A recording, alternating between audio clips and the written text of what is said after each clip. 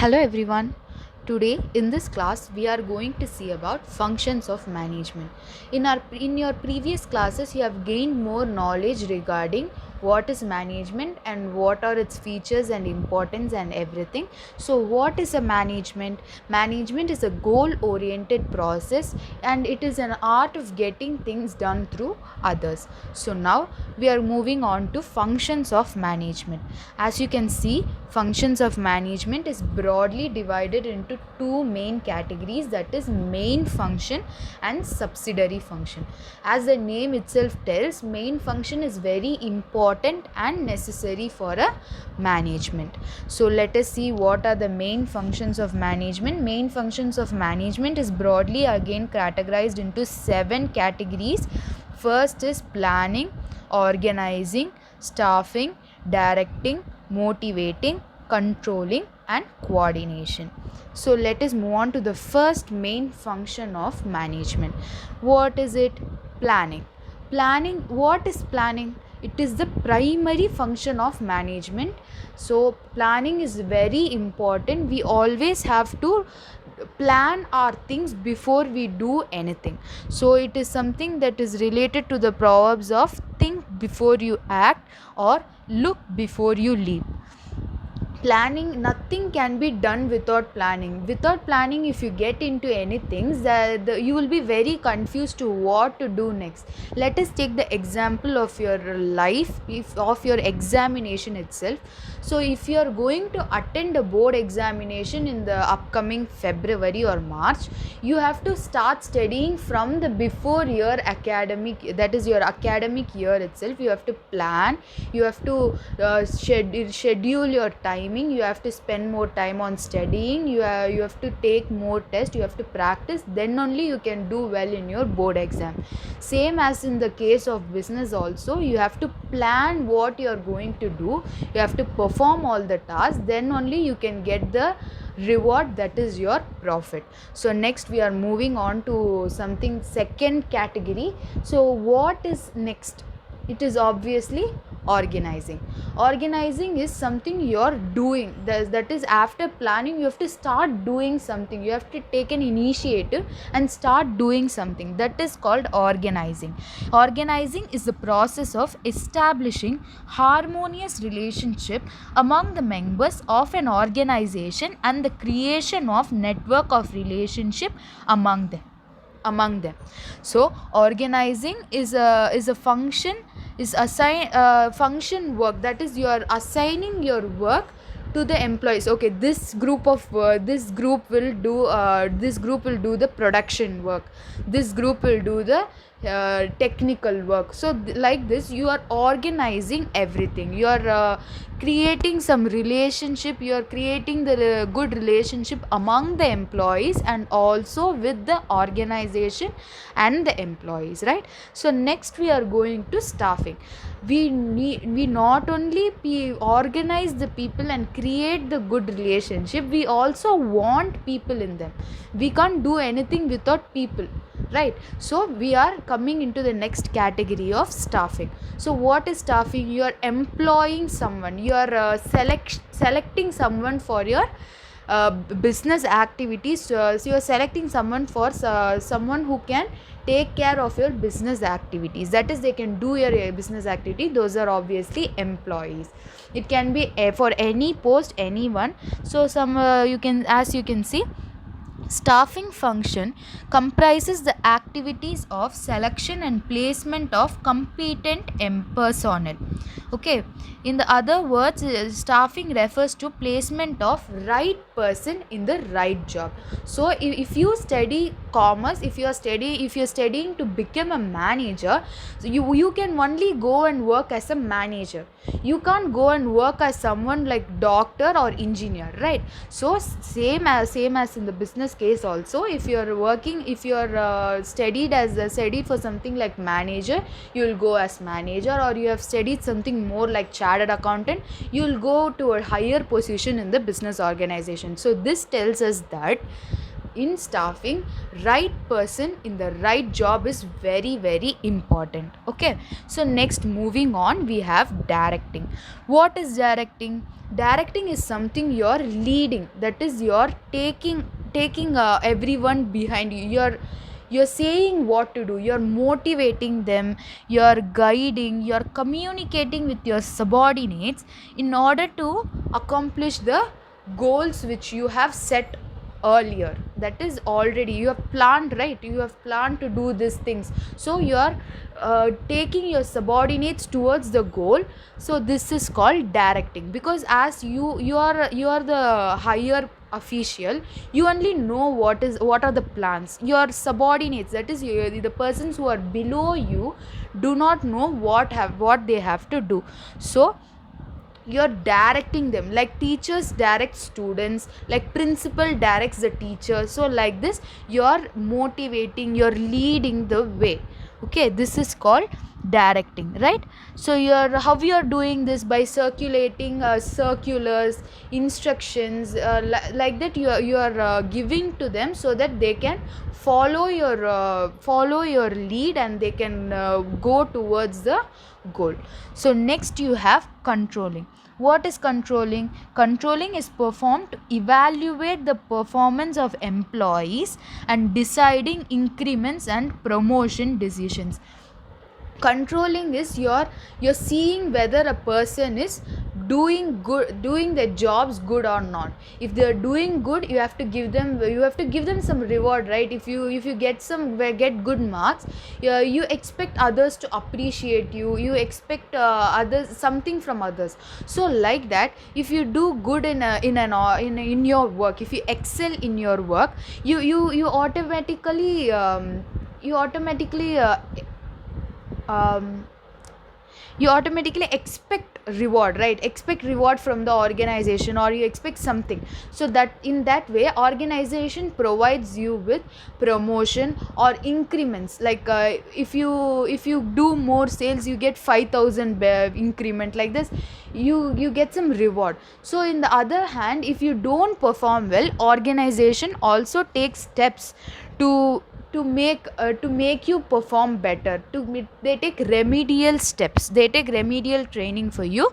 So it is a control function which facilitates synchronization of actual performance with predetermined standards. So next comes coordination.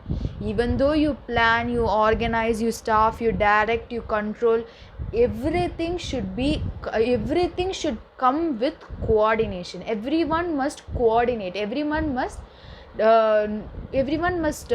come towards the common goal. They must not have their own set of goals. They must not go apart from the group. They don't have to think about their own individual interests. They have to come towards the common interest, they have to come towards the general interest. Okay, so coordination is the synchronization or unification or integration of the action of all individuals working in the enterprise in different capacities, so as to lead to the most successful attainment of the common objective. So coordination is included in every managerial function. Example: planning and coordination, organizing and coordination, staffing and coordination, directing and coordination, motivating and coordination, and controlling and coordination. All the activities are divided group wise or section wise under organizing function.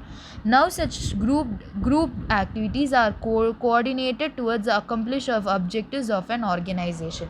So even though in an organization you are divided into a production group, HR group, technical group, like this, you may be divided, but you all work towards what goal? You all work towards maximization of profit. Even though production department only has the objective of producing things at a minimal cost, its ultimate aim is what? Is to maximize the profit. So everyone should be coordinating towards a common goal, but they should not go apart from, they must not deviate from the group, right? That is called coordination. In most of the places coordination is very important. Coordination is example, you can take it as teamwork. If you're doing a project, everyone must coordinate, everyone must contribute something, so then only you can do a project in a very good way, in an effective way. It will be very good. But if people don't coordinate, one itself doing everything, how will the project come, how will the output of the project be? So you should be coordinating towards everything. So next is motivating. Obviously motivating is one of the most important function in this management. Why? Because only because of motivating you can make someone do something for you. If take an example of you itself. If you are studying for board exam, someone must motivate you. Yeah, you can do it, you can do it, come on, you can get good marks. But if someone says no, you can't get marks, how do you feel? You feel demotivated. So in management, the manager or any person, any higher official must motivate their subordinates in order to get things done, in a good way, in a very skillful way. So they have to this is very important. Okay, the goal are achieved with the help of motivation. Motivation includes increasing the speed of performance of a work. So how with motivation, yeah, they have motivated me, okay, I can do it, so I have to do it in a very good way. I can do it even more faster. So people think like that, right? So, and developing of on a willness on the part of workers, this is done by a resourceful leader, right? This, how can be this done? Providing them with favorable condition, just hearing their grievances, what are the workers having some grievances or what. So fair treatment, you should have effective communication. You should monetary and non-monetary. Monetary means money, so money incentive is you are giving money for their good work.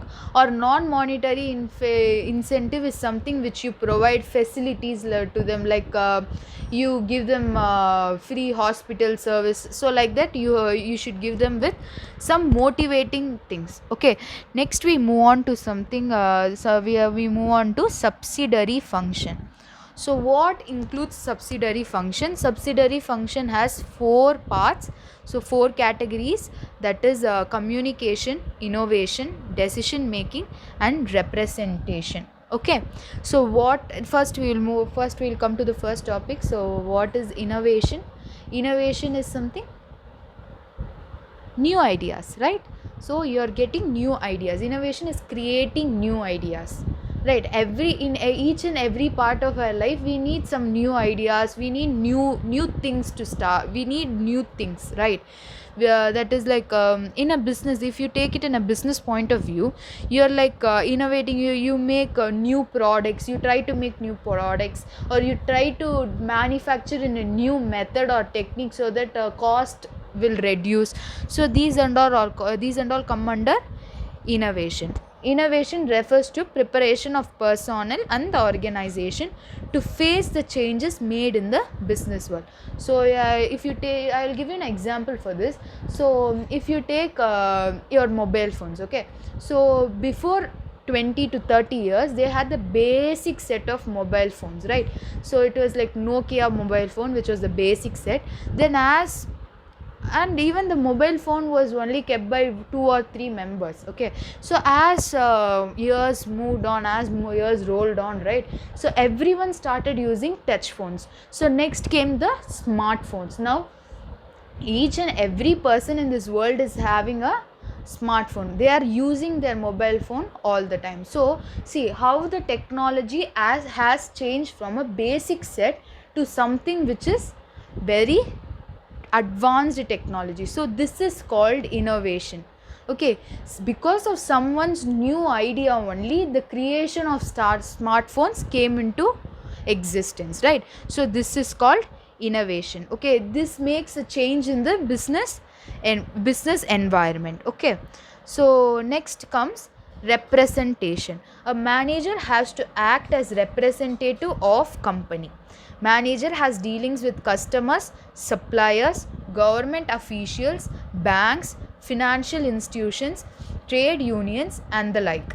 It is the duty of every manager to have a good relationship with others. So management or manager, if you say someone is a manager in this company, everyone sees him in a very good way, but they think that he's the top, because he is the one who has contact with everyone, the customers, the suppliers, the one who gives them products, the one to whom he sells. So everyone, he is in contact with them. So it is very necessary it is a very essential for a manager to have a good relationship with everyone, the workers, not only with workers but also with all the members in dealing with the organization. He represents the company. He is not someone, if for example, if you say you are the manager of a company, very big company, so you don't go and say you are someone, I am so and so. You don't say like that.